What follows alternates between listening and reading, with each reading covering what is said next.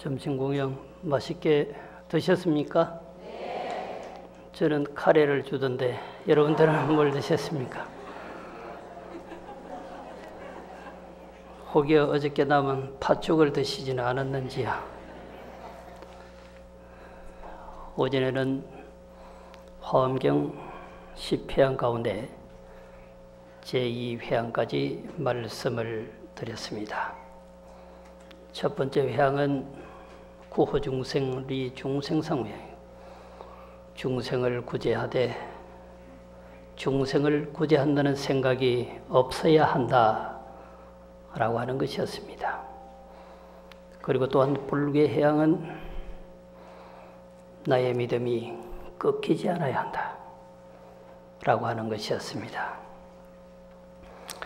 오후에 법문할 내용은 제3번째 회양과 제4번째 회양과 제5번째 회양에 대해서 말씀을 드릴 것입니다. 보편적으로 우리가 회양이라고 말할 때는 이와 같이 말을 합니다. 어디로 회양할 건가? 첫째 보리, 두 번째는 실제, 세 번째는 중생이다. 이렇게 말을 합니다. 결국 세 갈래로 회양을 한다라고 하는 것이죠. 보리라고 하는 것은 여러분들이 잘 아시는 것처럼 깨달음이죠. 스스로의 수행을 돌이켜서 어디로 향하게 하느냐. 각자가 수행한 그 공덕을 돌이켜서 어디로 향하게 하는가. 바로 보리 깨달음입니다. 그 어떤 종교에서도 깨달음에 대한 얘기를 그렇게 진지하게 하지 않습니다. 불교 속에 들어오면 그 어떤 종교보다도 깨달음에 대한 얘기를 진지하게 현시하고 있습니다. 상식적으로 생각하면 깨달음이란 내가 몰랐던 것을 아는 것이죠. 또한 분별력이 떨어지는 것이 분별력이 좋아지는 것입니다. 흔히 말하는 것처럼 확실하게 깨달아 알아버리면 다시는 매할 일이 없을 것입니다. 내비게이션이 왼쪽으로 갔어야 통도사로 갑니다 해도 오른쪽으로 가야 통도사로 갑니다 라고 바로 매하지 않고 아는 거죠. 내비게이션은 에러를 범해도 여러분들이 진지하게 알아차림을 갖는다고 한다면 그 내비에 의지하니 여러분들 스스로 통도사 오는 길을 찾아올 것입니다. 깨달음이란 그런 거죠. 상식적으로는 모르는 것을 아는 것이고 좀 더 깊게 들어가면 볼 수도 없고 만질 수도 없는 그 세계를 확연하게 내가 인지하는 능력이죠. 그걸 보리 깨달음이라고 합니다.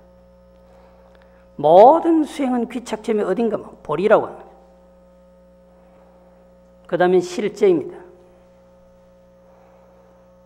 우리가 수행한 모든 공덕을 돌이켜서 진실한 세계, 소위 무의적정의 세계. 무의적정의 세계라고 하는 것은 조작이 없는 고요한 세계입니다. 억지로 만들어서 고요하게 하는 것이 아니라 억지로 만들어서 고요하게 하는 것이란 뭘까요? 문을 다 닫아버리면 고요해지는 거죠. 근데 문을 열면 시끄럽잖아요. 문을 닫았거나 문을 열었거나 내 마음은 그 어디에도 동요하지 않는 그러한 세계, 그게 실제의 세계입니다. 천지 사방이 요란하다 하더라도 내 마음은 거기에 따라가지 않는 거죠. 절대로 동요되지 않는 거죠. 그게 무의적정의 세계입니다. 무의란 뭘까요? 조작이 없다고 말해요. 유의란 뭘까요? 조작이 있단 말이에요. 고요하게 하는데 어떻게 고요하게 하느냐 말이에요. 유의라고 하는 것은 억지로 차단하는, 시끄러운 것을 차단하는, 방음벽을 설치하는 거죠. 깊은 홀 속으로 들어가 버리는 거죠. 이걸 억지로 만드는 고요라고요. 세상하고 담을 쌓는 거죠. 그런데 무위의 적정이라고 하는 것은 내가 바뀌는 겁니다. 환경과 조건을 바꾸는 것이 아니라 내가 고요한 색으로 들어가 버린 거예요. 그게 실제죠. 진실한 세계. 그건 꼭 고요한 세계. 다시 어떻게 바뀌어질 수 없는 세계 말이에요. 우리의 모든 수행은 그 수행의 공덕을 돌이켜서 실제 진실한 세계로 향해 가게 해야 한다. 그게 실제. 그 다음에는 중생으로 회항한다. 중생에게 회항한다. 우리가 수행한 모든 공덕을 돌이켜서 중생에게로 향해 가는 거죠. 어쩌면 앞에 두 가지는 자기의 이익일 수 있어요. 자기의 깨달음, 자기 스스로의 진실한 세계, 고요한 세계, 자기의 이로움일 수 있어요. 뒤에 한 가지 중생에게 회항하는 것은 이타입니다. 얻은 깨달음이에요. 얻은 실제의 세계는 어쩌면 그것을 뿌리로 해서 모든 중생에게 시하는 거죠. 당신이 얻은 모든 수행의 결과를 중생에게 돌려주는 것입니다.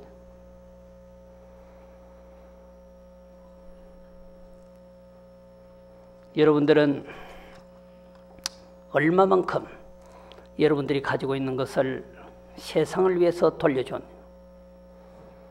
굳이 돈이 아니라도, 돈 있는 사람은 돈을 세상을 위해서 돌려주면 되는 거고,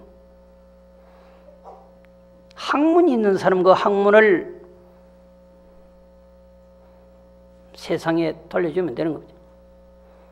기술이 있으면 그 기술을 세상에 내놓는 것입니다. 그걸 근세에는 재능 기부라고 말해요. 노래를 하는 사람은 노래를 하는 대로, 운동을 하는 사람은 운동을 하는 대로, 모든 사람이 각자 가지고 있는 능력이 하나씩은 있습니다. 이걸 다 세상을 위해서 나누어 주는 것입니다. 이게 회양이죠. 현재 이 자리에서 더 나은 쪽으로 방향을 바꿔주는 거죠. 자, 기도를 천일 했다. 천일한 이 자리에서 다시 천일을 한다. 또 다른 기도를 향해 가는 겁니다. 그게 향자죠. 또 천일을 했다. 또 다음에 천일을 위해서 걸음을 옮겨 놓는 것입니다.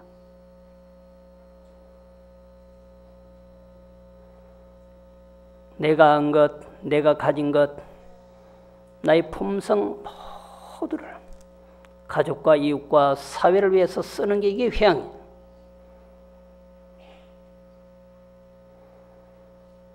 그런데 볼이나 실제나 중생이나 이 세 가지 회양이 모두 다 이타로 바뀌어지는 것은 어떤 것일까요? 내가 닦은 성근이 중생을 뿌리로 향하게 하는 거예요. 내가 닦은 모든 성근의 공덕이 모든 중생이 보리의 길로 나아가게 하는 거예요. 내가 닦은 모든 성근의 공덕이 모든 중생으로 하여금 실제의 세계로 나아가게 하는 거예요. 내가 닦은 성근 공덕이 모든 중생을 향하게 한다고 보면 이 세 가지 회양이 모두 다 이타가 되는 겁니다. 우리는 세상과 떨어져서 살 수가 없는 것. 하늘이 땅과 떨어져서 살 수가 없고, 땅은 하늘과 떨어져서 살 수가 없는 거죠. 산은 강과 떨어져서 살 수가 없는 거죠. 결국은 불과 불의 관계를 형성하고 있다. 그게 화엄경에서 말하는 인다라의 형국이다. 그물의 코처럼 얼기설기 서로가 상호 의존을 하고 있다. 해만 있고 달이 없을 수 있겠습니까? 달만 있고 해가 없을 수 있겠냐? 불과 불의 관계를 형성하는 거예요.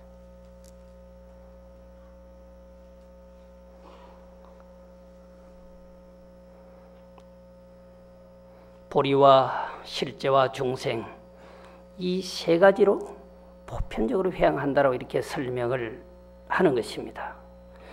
자, 이 화엄경에서 제3번째 그 회양의 모습을 어떻게 그리고 있을까 좀 더 구체적으로 살펴보겠습니다. 등일체불 회양이라. 모든 부처님과 똑같다. 애시당초 모든 중생은 부처님과 똑같다고 했어요. 화엄경에서 구유 열의 지혜의 덕상이라고 했단 말이죠. 모든 존재는 열의 지혜와 덕상을 똑같이 갖추고 있다고 그랬어요. 그게 어쩌면 모든 부처님과 똑같은 입장일 것입니다.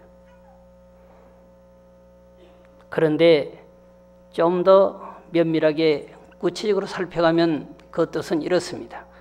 모든 보살은 모든 부처님과 똑같이 회양한다. 어쩌면 부처님이 걸었던 그 길을 걷는다 이거죠. 중생은 모든 보살이 걸었던 그 길을 걸어가는 거예요. 보살은 부처가 걸었던 그 길을 걸어가는 것입니다. 부처님의 모든 제자는 불보살이 걸었던 그 길을 걸어가는 거죠. 한치 오차도 없이. 집회양품은 구체적으로 이렇게 말을 하고 있습니다. 보살은 아름답고 추하고 그런 것에 낙착되는 것이 아니라 아름답거나 추하거나 관계하지 않고 좋아하거나 미워하는 것 크게 관계하지 않는다. 아름답다고 좋아하고 좋아하다고 미워하지 않는다. 그러면 또 보살은 마음이 차지하고 넓고 크고 청정하고 또 보살은 즐거워서 근심이 또 보살은 마음이 부드럽고 육근이 청정하여 부처님과 똑같다. 이 길은 이미 어쩌면 부처님이 가졌던 마음 같은 그 길일 것입니다. 눈을 닮는 것이 좋을 거예요. 동생은 형을 닮으려고 해요. 아들은 자꾸 아버지만 닮으려고 해요. 딸은 누구하고 결혼할래? 그러면 자꾸 아버지하고 결혼한대. 응? 그럼 아들은 누구하고 결혼할래? 하면 엄마하고. 근데 말이 이상하니까 엄마 같은 사람하고 결혼한다고. 근데 경전은 그렇게 말하는 것이 아니라 부처님과 똑같아지기를 바랍니다. 이상이 다른 거죠. 적어도 부처님의 제자는 보살을 닮고 부처를 닮은 그런 서원이 있는 거죠. 어디로 회양할까 말이죠. 나의 삶이 보살로 회양되죠. 나의 삶이 결국은 부처로 회양되어야 한다. 우리의 모든 하는 짓은 보살의 세계를 지나서 부처님의 세계로 나아가고자 하는데 그 목적이 있다고 하는 거죠. 회양은 계속 말씀을 드렸습니다만 이 자리에서 지금보다 더 나은 세계로 나아가는 거죠. 10가지 회양이 있다고 한다면 한 단계 한 단계 밟아서 더 위로 상승해 가는 거예요. 그걸 취향이라고 합니다. 나아갈 취자, 향할 향자. 1회양에서 다시 2회양으로, 2회양에서 다시 3회양으로, 3회양에서 다시 4회양으로, 4회양에서 다시 5회양으로 4에서 돌이켜서 5로 간단 말이에요. 1회양을 돌이켜서 2회양으로 가고 2회양을 돌이켜서 3회양으로 가고 3회양을 돌이켜서 4회양으로 가고 4회양을 돌이켜서 5회양으로 가고 급기야 10회양으로 투가 나는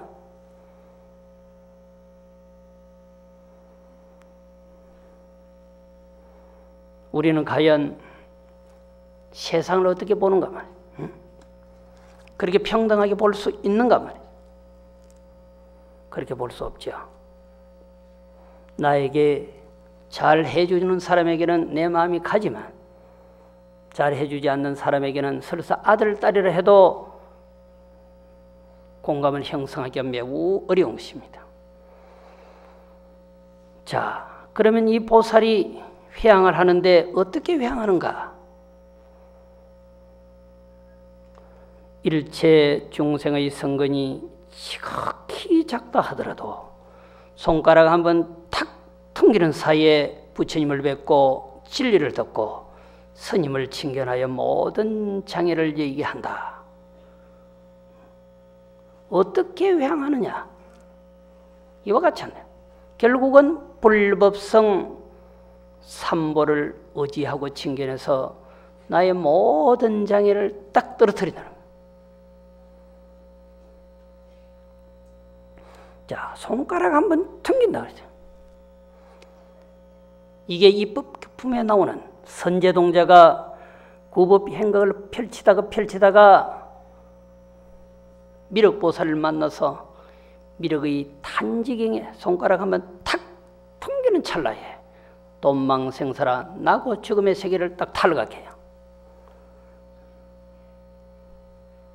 이렇게 사는 것도 기쁘고 저렇게 사는 것도 기쁜 일이죠. 돈을 좀 버는 것도 기쁜 일이고 벼슬을 하는 것도 기쁜 일이고 아들이 출세하는 것도 기쁜 일인데 부처님의 제자가 완벽하게 기뻐해야 할 상황은 생사를 돈파는 나고 죽음의 세계에서 자유롭게 되는 거죠. 선제동자는 복성동 대탑에서 문수를 만나서 크게 발심하고 도를 이룰 것을 소원하니까 문수보살이 그렇게 말했습니다.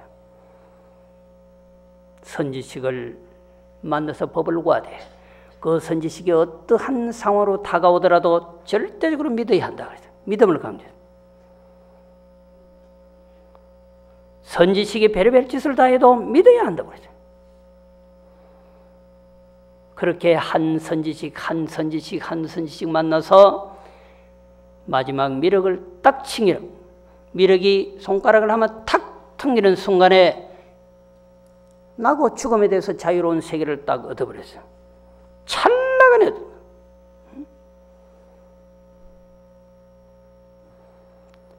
이것을 선사들은 일초직입 열애지라는 거죠. 손가락 한번 튕기는 사이에 선제동자가 생사를 돈파는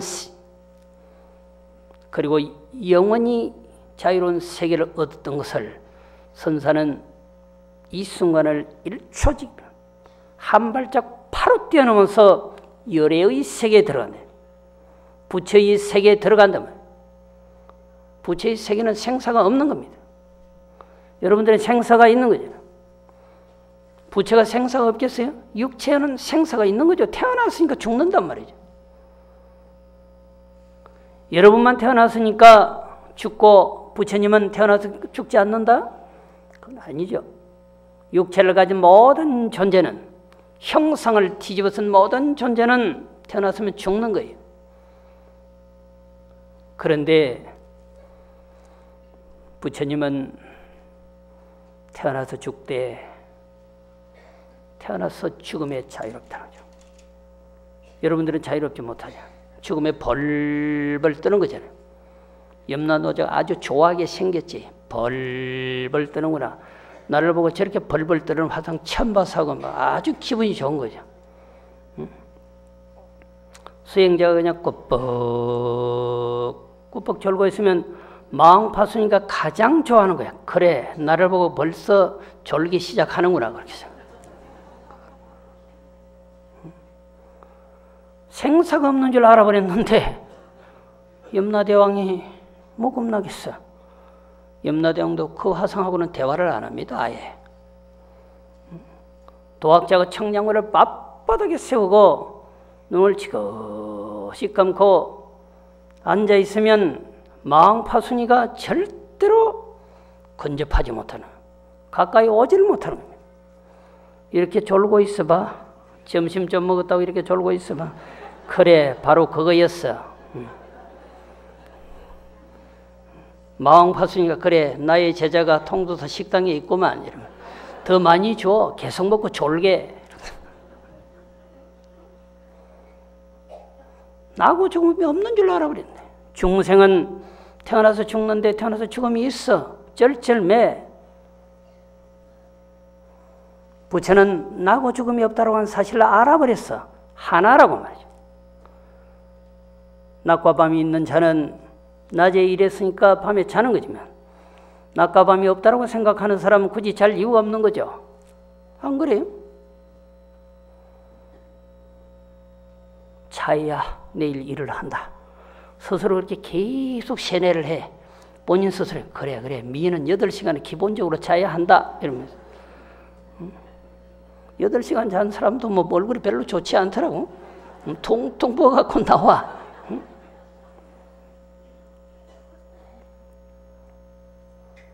찰나간에 열애의 세계에 들어갔다.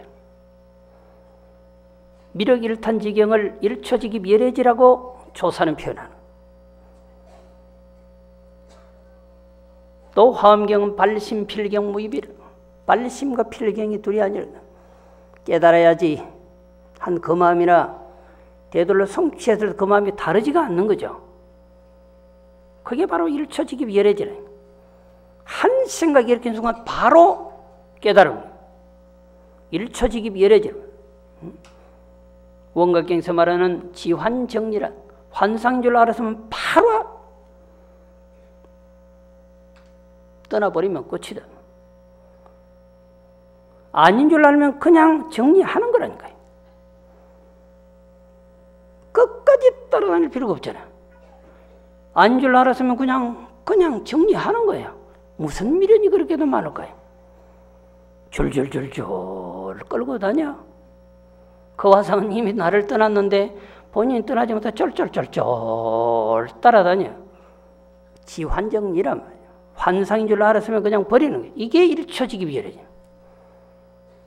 리환적각이라 그래서 환상을 버렸어. 그대로 깨달음이라. 다시 닦고 할 게 없다는 거잖아. 미륵일탄지경에 선제동자가 돈망생사거나 발심과 필경이 둘이 아니라고 하는 거나 환상인 줄 알았으면 즉시 버리는 거야. 그 자체가 그대로 깨달음이라고. 그게 선사가 말하는 일초직입 열애지니까 찰나간에 바로 열애의 경지에 들어갔다는 거예요. 바로 여기는 일체 중생의 성근이 지극히 작다 하더라도 손가락 한번 튕기는 사이에 부처님을 뵙고 부처님이 진리를 듣고 불법을 의지해서 수행하는 스님을 칭견해서 모든 장애를 얘기한다. 누가? 보살이. 또 부처님이 원만하고 진리의 방편과 스님의 존귀함을 생각해야 한다. 누가? 이 보살이. 부처님을 칭견해서 마음이 청정하여지고 법문을 듣고 공덕을 모으게 한다. 누가? 보살이 그렇게 한다. 이것이 바로 회양이다. 남에게 좋은 얘기를 계속 해주는 것도 참으로 큰 회양이에요. 나눠주는 것만 회양이 아니라 베풀어주는 것만 보시가 아니다. 보시는 것 회양이에요. 이쁜 얼굴로 보여주는 것, 화사한 모습으로 보여주는 것, 이쁜 말솜씨로 다가가는 것, 법에 맞는 행동으로 시연하는 게 모두 다 회양이에요. 나를 보고 기뻐하고 숭고해지면 그게 다 회양이에요.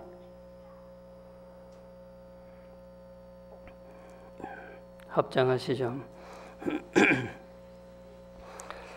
보살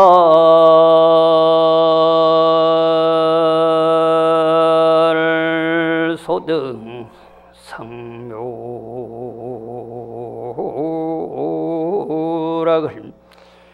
시리해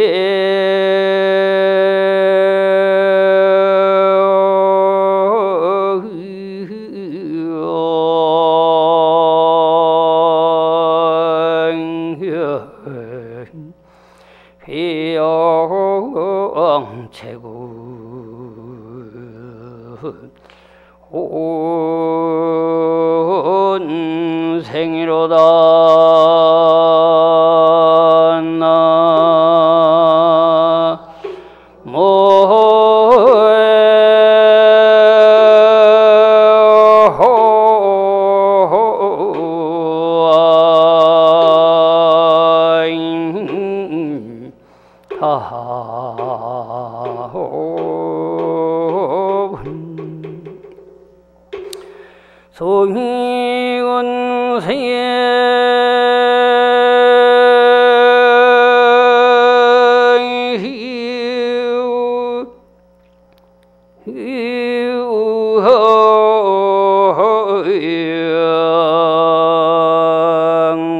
고해양희남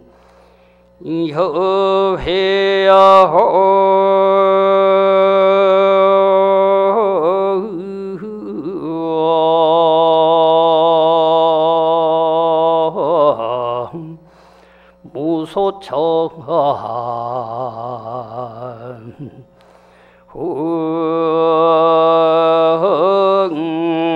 흥이로다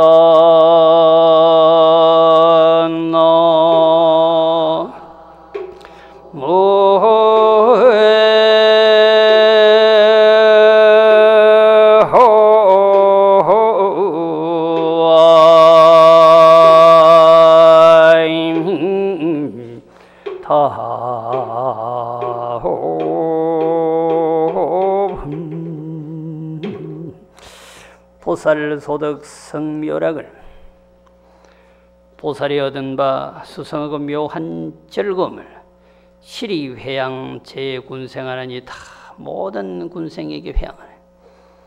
본인이 얻은 묘하고 즐거움 그런 감정들을 누구를 위해서 다 쓰느냐? 중생을 위해서 다 쓰는 거죠.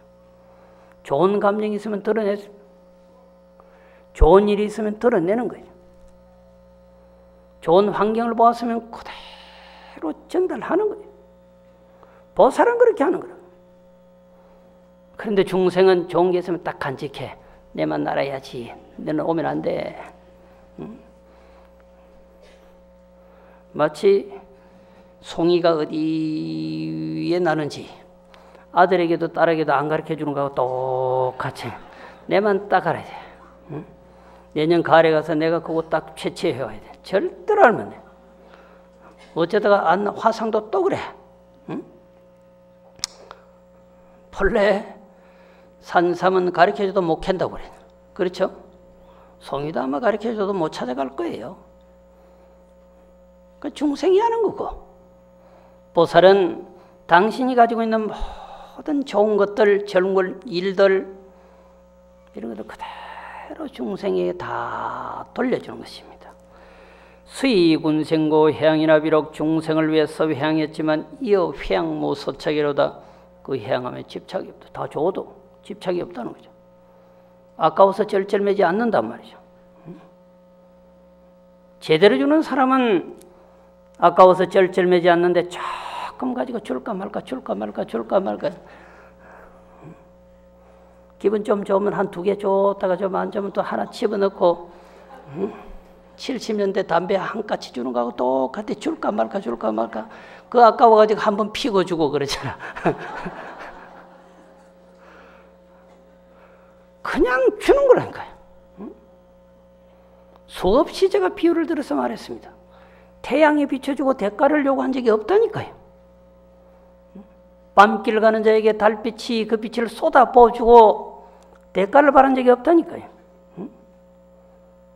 1300년 넘도록 서쪽에서 흘러서 동쪽으로 흘러가는 통도사표 저 맑은 시냇물은 여러분들에게 대가를 요구한 적이 한 번도 없다니까요. 통도사의 1000년 노송이 여러분들에게 한 번이라도 대가를 요구한 적이 있느냐 말이에요. 없잖아요. 근데 중생은 뭘 조금 저거 이거 괜히 줬어 이러면서 연세 드시면 똑같이 공감대를 형성하는 게 있죠. 절대로 재산 다 물려주면 안 된다. 하나를 딱 쥐고 있어야 돼. 부동산을 다 들켜서 알아서 나눠줬어. 절대로 통장 비밀번호 가르쳐주면 안 돼. 그럼 그냥 줘버리지. 응? 그것도 눈이 제대로 탁 떠였으면 저 화상이 끝까지 나에게 올인할 거야 라고 알면 그렇게 줄 수 있는데 믿을 수가 없어. 없기는. 응? 그거 딱 일러주는 순간 챙겨서 도망갈까 봐. 응? 그런데 부처님을 믿고 부처님의 진리를 믿고 불법을 의지하는 수행자 선지식을 의지해서 살아가면 보는 눈이 제대로 생기는 것입니다. 자, 네 번째는 지1최초 해양이라. 모든 것에 이르게 한다. 무엇이? 보살의 그 수행이 모든 부처님의 처소에 이르게 되기를 마음먹는다는 거죠. 위로는 당신의 수행이 부처님에게 한 말씀 한 행동 공양거리 하나 올린 그 모두는 부처님을 위해서. 그리고 아래로는 당신의 수행한 모든 공덕들이 또한 중생에게 이르게 한다.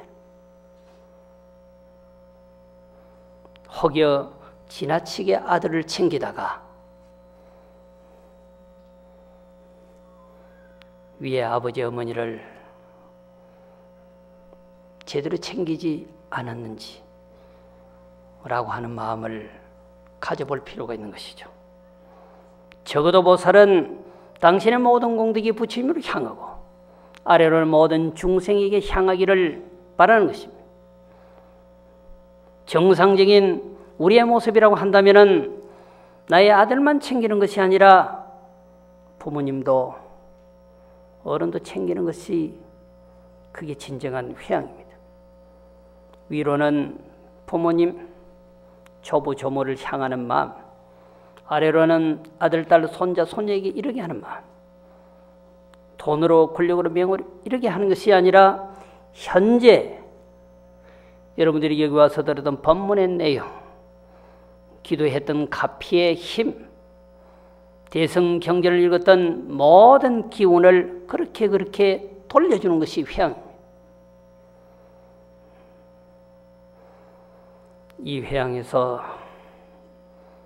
또한 아래로 중생에게 어떻게 회양하기를 바라는가. 첫째, 일체 모든 중생이 선근을 구족하고 모든 중생이 마음이 허공과 같고 모든 중생이 일체 국토에 들어가서 선법을 베풀며 또 일체 중생이 부처님을 칭견하고 선근을 심고 또 일체 중생이 대성을 성취해서 모든 법에 집착하지 않고 또 일체 중생이 온갖 법계에 들어가서 부처님의 신통력을 이루고 또 일체 중생이 일체죄를 얻게 해달라라고 원을 세우고 회양하는 것이 바로 제 네 번째 회양의 보살이 하는 일입니다. 그런데 공통적으로 보면은 위로는 부처님, 아래는 중생이에요. 흔히 대승불교를 상고불이 하와중생이라 하지만 여기에서 보여지는 그 회양의 모습은 항상 위로는 부처님입니다. 아래로는 중생이 있는 것입니다. 그 중간에 내가 있는 것입니다. 이렇게 회양해야 부처님의 종성이 끊어지지 않고 중생이 성숙하고 민첩해진다 했습니다. 불종이 끊어지면 불교는 없어지는 것입니다. 세상이 아무리 척박해도 부처님의 종성이 끊어지면 안 됩니다. 부처님의 종성이라고 하는 것은 우선적으로 스님이지만 그 다음으로는 여러분들인 것입니다. 처절하게 수행하는 수행자가 있다 하더라도 그분들을 받들어 모시는 그리고 받들어 모시면서 신앙하는 여러분들이 없다고 한다면 또한 불교는 서서히 이곳에서 자리를 감추게 될 것입니다. 장세토록 부처님의 종성이 끊어지지 않게 하는 것도 보살이 해야 할 그런 모습인 것입니다. 자, 합장하시죠. 청정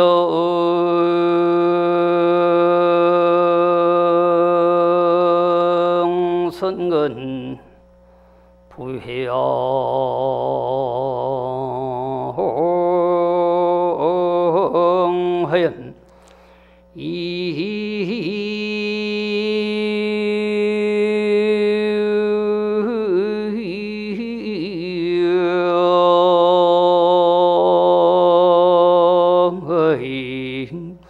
군미 황볼 온 사로다 나 모이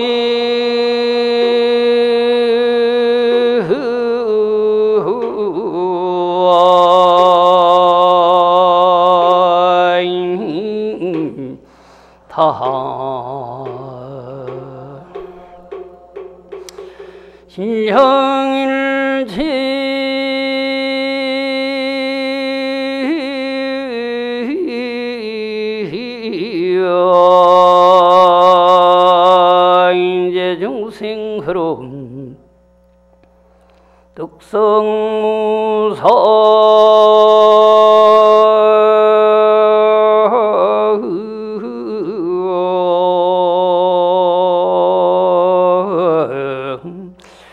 조세등함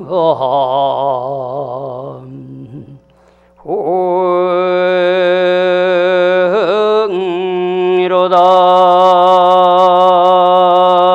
나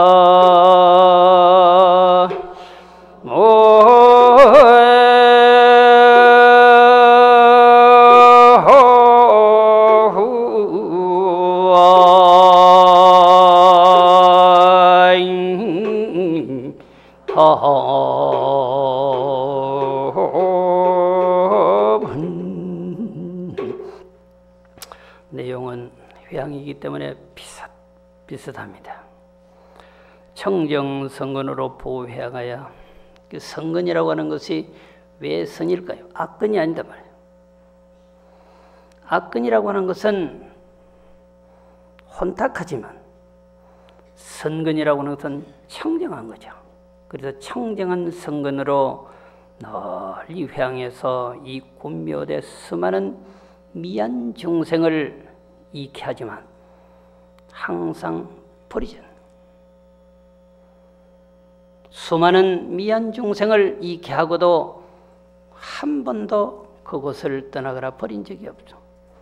실영일체 제중생으로 다 일체 모든 중생으로 하여금 득성무상 조세등이로다 더 이상 없는 세상을 비추는 등불을 이루었게 한다. 결국 중생이 무엇이 될까? 부처님이 되기는 조세등, 세상을 비추는 등불이, 밤길을 비추는 가로등은 여러분들의 갈 길을 비춰주는데, 여러분들은 길 가는 세상 사람들에게 얼마나 빛이 되어 주었습니까? 아들에게 딸에게 나는 얼마나 그들이 나의 빛을 타고 나의 갈 길을 갈 수 있는 조세등이 되어 주었느냐 말이죠. 보살은 적어도 모든 중생으로 하여금 그와 같은 빛이 되는 거죠. 자, 다섯 번째는 무진 공덕장 회양입니다. 끝없는 공덕장. 이 창고 하나만 있으면 여러분들은 끝날 게 없을 것입니다. 보물 창고죠. 이 무진 공덕장 회양에서 이 회양을 어떻게 바라보고 있는가? 특히 무진 공덕장 회양에 머물게 되면 10가지 끝없는 창고를 얻는다 했습니다. 하나만 얻어도 우리는 부자가 되고 남을만 한데 10개를 얻는다 그랬어요. 근데 우리가 바라는 그런 창고가 아닙니다. 보물로서 보물로 생각하는 것이 아니라 사람으로서 보물로 생각하는 그런 나라가 있죠. 돈이 많은 것으로서 자랑을 삼는 나라가 있고, 한 사람 위대하고 걸출한 존재가 있는 것으로서 보물로 삼는 나라가 있는 거죠. 인도 전역에 그 무엇이 없어도 부처님 한 분이면 됐던 것입니다. 그래서 그분을 보배라는 거죠. 만약에 부처님이 이 세상에 오시지 않았다고 한다면 이와 같은 법회는 열릴 수도 없는 것이고, 마치 캄캄한 밤중과도 같아서 우리가 어디로 가야 할지 쩔쩔매는 순간을 한 생 동안 살면서 수없이 맞이했을 것입니다. 요행이도 부처님이 이 세상에 출현하셔서 나의 캄캄한 밤중의 마음을 밝혀주는 그런 등불이 되신 거잖아요. 무진공덕장 10가지 끝없는 창고. 첫째, 부처님을 칭견하는 끝없는 창고라. 둘째, 법에 들어가는 끝없는 창고. 세 번째, 잘 기억하는 창고. 요거 하나만 딱 얻으면은 대학교 들어가는 건 아무것도 아닌데 기억이 자꾸 도망가고 그래. 응? 네 번째는 결정적으로 아는 지혜. 그냥 오늘 알았다가 내일 까먹는 그런 게 아니야. 그건 지식이에요. 한 번 알면은 영영 까먹지 않아요. 우리가 흔히 결정타를 날린다 그래요. 지혜는 결정타거든. 지식은 결정타가 아닙니다. 야구에서 9회 말에 그냥 투아웃에 투스트라이크에 마지막 한 방 말루 홈런을 쳐서 역전시키는 게 결정타지라. 그걸 보통 결정타래. 야구를 잘 모르니까 모를 거예요. 그리고 금방 알았다 잊어먹고 까먹고 어제는 맞았는데 오늘은 틀리는 거 그런 건 아니죠. 그 다음에 의치를 잘 하는, 그 다음에 끝이 없이 깨달라, 그 다음에 복덕이, 그 다음에 용맹지로 깨닫게 하는, 그 다음에 결정적인 변제. 자, 변수를 하는데 오락가락 하면 안 되죠. 그래서 로펌도 완벽한 로펌이 있어요. 변론을 잘 해주는 거잖아요. 그래서 모든 사람들이 엄청난 돈을 주고 그 로펌에 당신의 변호를 맡기는 거예요. 문제가 생기면 그 변호사면 거의 해결해 주는 거예요. 근데 돈이 비싸. 비싸도 이기면 되는 거죠. 근데 보통 사람은 그렇게 비싼 돈을 주고 이겨봤자 의미가 없어. 엄청난 돈을 주고도 이기면 남는 장사를 할 수 있는 사람이 그걸 선택하는 거죠. 우리 같은 사람은 아무리 이기게 해준다고 해도 평생 그냥 쩔쩔매면서 살아야 된다고. 이기면 뭐 하겠어. 평생 빚쟁이가 되는데. 응? 결정적 변제. 그 다음에 부처님의 10가지 힘으로서 두려움이 없는 세계. 바로 이 보살은 일체승근을 해양할 때 이와 같이 10가지 끝없는 창고를 얻는다고 하였습니다. 자, 합장하시죠. 보살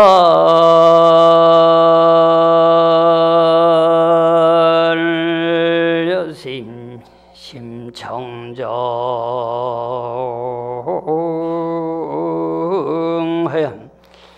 승건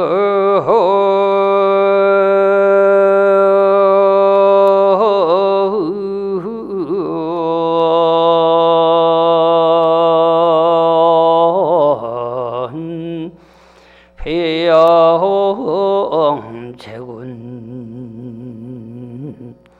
온 생로다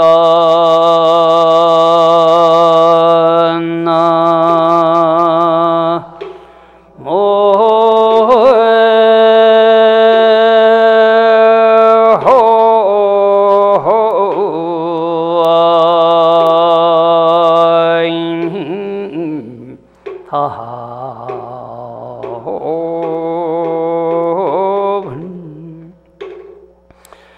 불형영희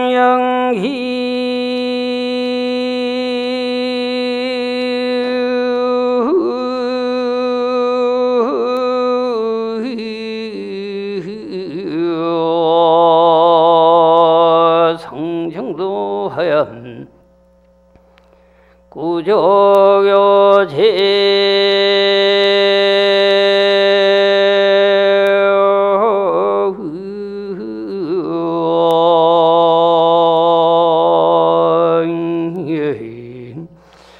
제불범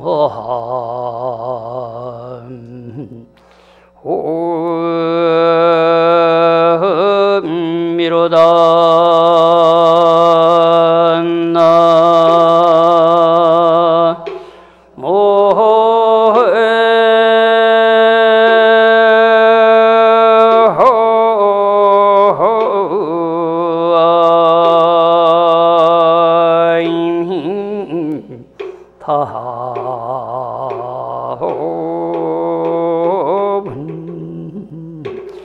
보살여시 심청정하여 보살은 이와 같이 마음이 깨끗해.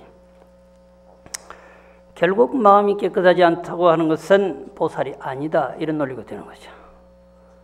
중생은 때로는 마음이 청정했다가 때로는 탁해지는 거죠. 때로는 한껏 적어도 아까운 마음이 없다가 때로는 아까운 마음이 생기는 거죠. 그 중생심이에요. 보살은 그렇지가 않단 말이에요. 마음이 유리알 같은 거죠. 청정, 성근회양 재군생하고 거성근으로서 모든 군생에게 회양하고 군생은 중생. 보리와 실제와 중생에게 회양한다 해도 끝내 보리와 실제는 자기의 수행 깨달음이라고 한다면 중생은 이탈함. 당신의 모든 깨달음은 행보는 중생을 향하고 있단 말이에요. 그게 향하고 있다. 결국 중생을 향하지 않는 그 수행은 공덕을 쌓는 것은 의미가 없단 말이에요.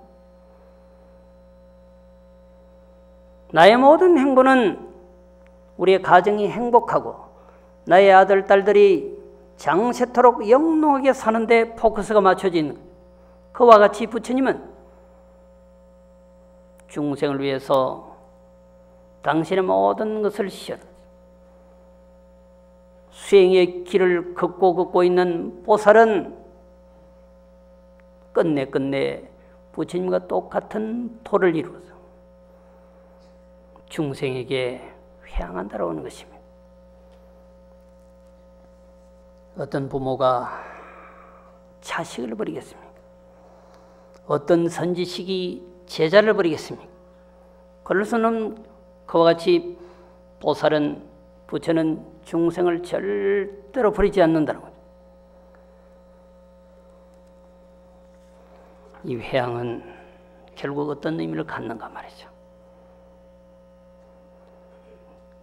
보살의 모든 회양은 위로는 보리를 구하고 아래로는 중생을 구제하는 데 있습니다. 여러분들도 바로 여기에서 한 걸음 한 걸음 더 나가면 언젠가는 영원한 행복의 나라 부처님의 세계로 향해서 그 세계에 도달하게 되는 것은 자명한 일입니다. 언젠가는 부처님으로 향하여지고 중생에게로 향할 날이 온다고 하는 것입니다. 요약하면 회양은 결국 이 자리에서 좀 더 상승된 곳으로 나가는 거죠. 소승의 마음에서 대승의 마음으로 나가고 중생의 마음에서 보살의 마음으로 보살의 마음에서 부처의 마음으로 나아가는 것이 회양. 그것이 현실이든 이상이든 그래야 하는 거죠. 그러면 반드시 여러분들의 앞날에는 영롱한 모습만 나타날 것입니다. 보령 영기 성정들아 널리 그 중생으로 하여금 바른 길을 이루어서 구적 요지체 불법이로다 모든 부침의 불법을 갖추어 알 것이다. 보살의 회양으로 모습으로, 회양의 상황으로 그렇게 인지하고 살아가시면 언젠가는 부처님의 영롱한 세계에 이르게 된다고 하는 말씀입니다. 제 얘기는 여기까지입니다.